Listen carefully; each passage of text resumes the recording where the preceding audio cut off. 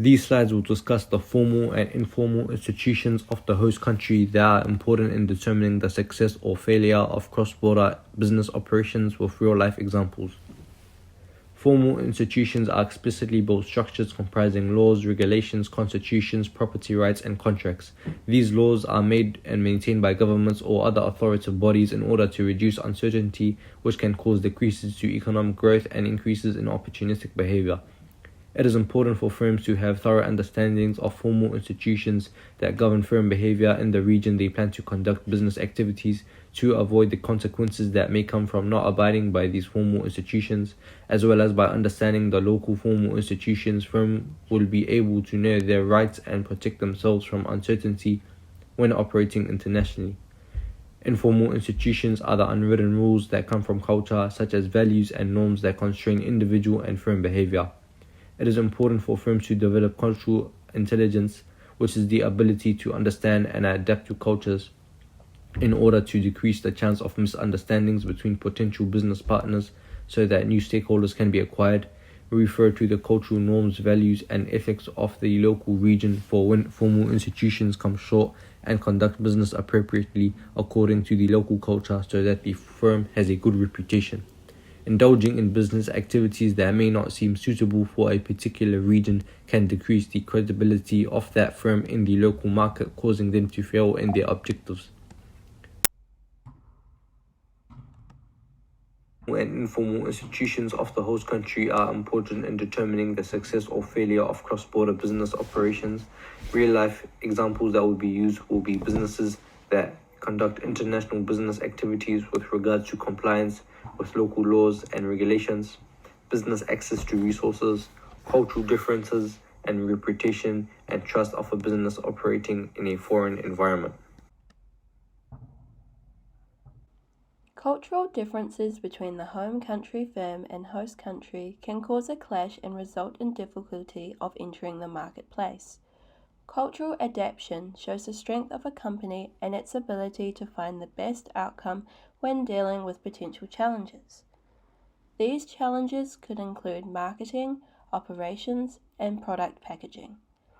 Cultural and social factors, competition, and consumer trust are all informal institutions that significantly impact an organization's performance. International firms that are unable to gain cultural intelligence or adapt their operations to the host country's cultural laws and differences will result in failure. However, this does not mean that firms cannot re-enter that same market. Coca-Cola withdrawal and re-entrance into India is an example of this. Companies which are willing to adapt to its host countries' informal and formal institutions illustrate the importance of cultural adaptation and its importance for firms to succeed in cross-border operations. In 1977, Coca-Cola withdrew from India as a direct result of the FERA, Foreign Exchange Regulation Act, and did not return until 1993. Leading to their withdrawal in 1977, Coca-Cola faced many issues including allegations of water pollution and depletion, its quality of product, resource and market exploitation.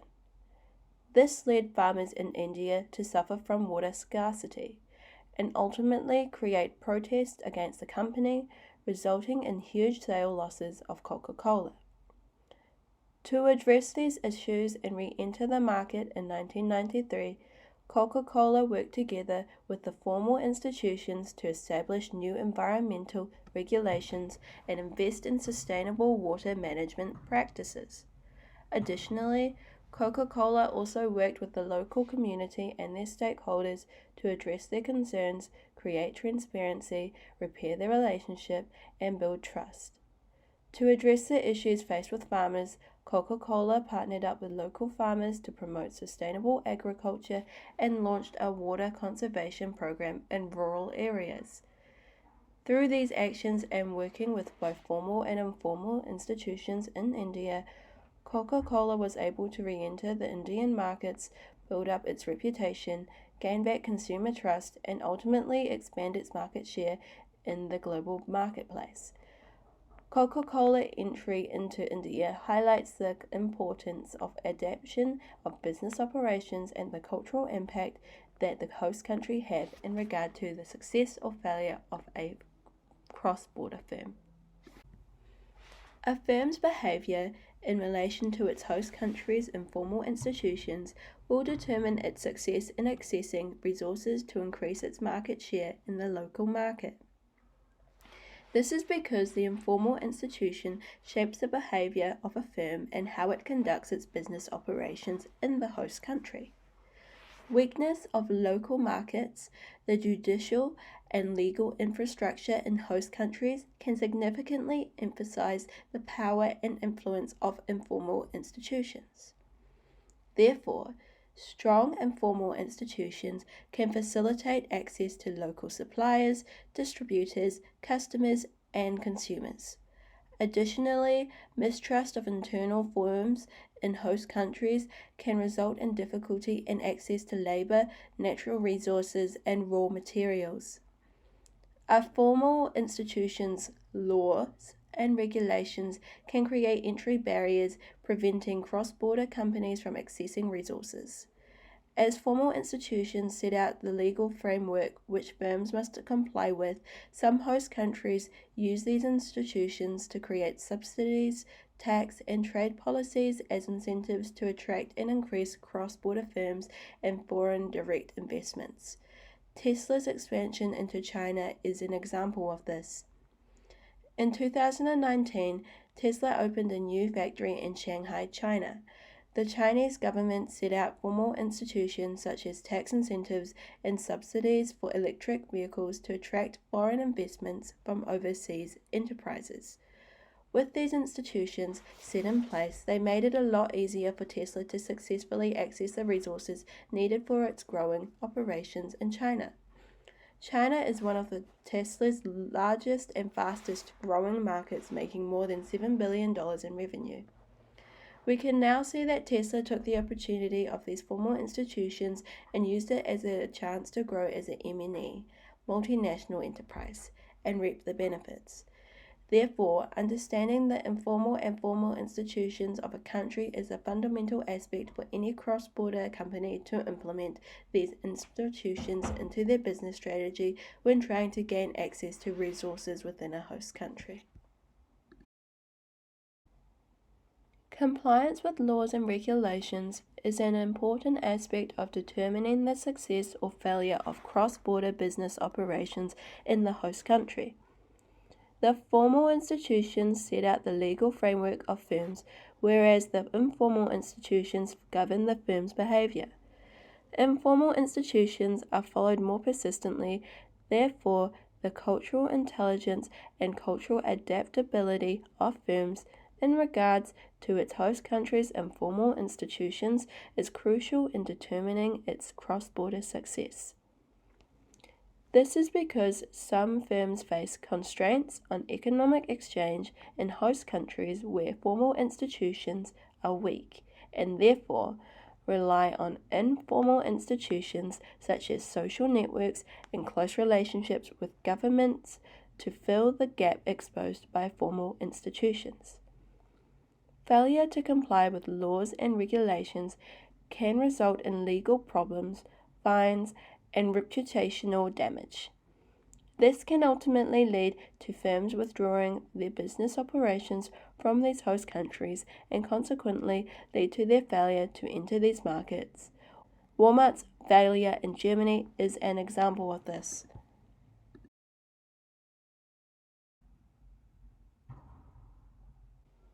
In 2006, Walmart withdrew and failed to enter the German market as a direct result of its organizational behavior. Mismanagement of cultural diversity and failure to adapt appropriate leadership styles played a significant role in its failure to launch. The implementation of a high service and low price business model clashed with Germany's informal institutions. German culture and societal norms on topics such as quality of product and customer service were incompatible with Walmart's business model.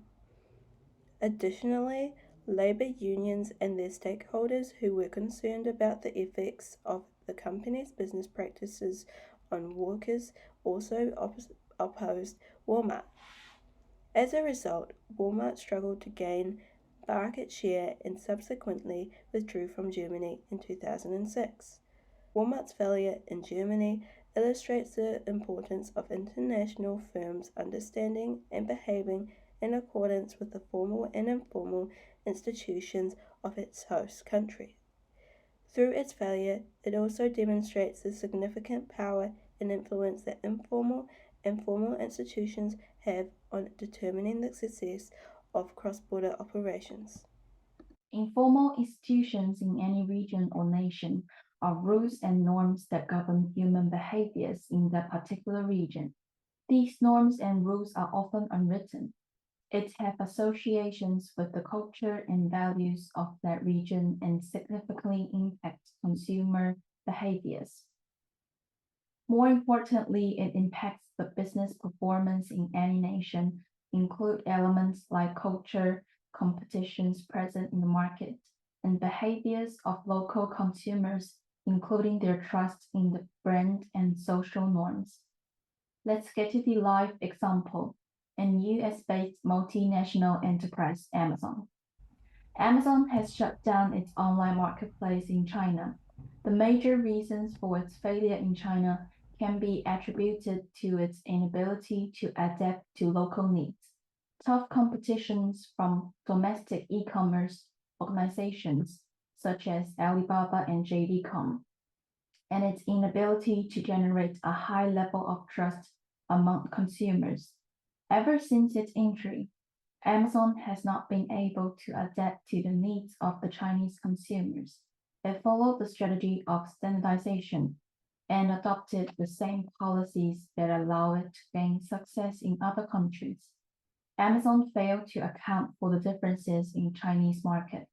It was facing tough competitions in China. Not only the competitors who provide higher quality products, but they were also delivering faster. These brands are all local enterprises, therefore they have better understanding of Chinese customers' culture, attitude, and are able to better serve the needs and wants of the local customers as well. The informal institutional factors resulted in Amazon's poor performance in China despite investing heavily. These aspects imply that Amazon had no option but to shut down its operations in China. On the contrary of success in UK, Amazon is the biggest online marketplace in the country, and this has been the case for a long time now. Furthermore, a 2019 study indicated that almost 90% of shoppers in the UK use Amazon. It reported revenue of $30 billion in the UK for the year 2022, making it the second largest European marketplace for Amazon after Germany. Amazon has been able to generate a high level of trust among consumers in the UK. Research by Incorpora in 2020 resulted that Amazon is the most trusted online marketplace in the country.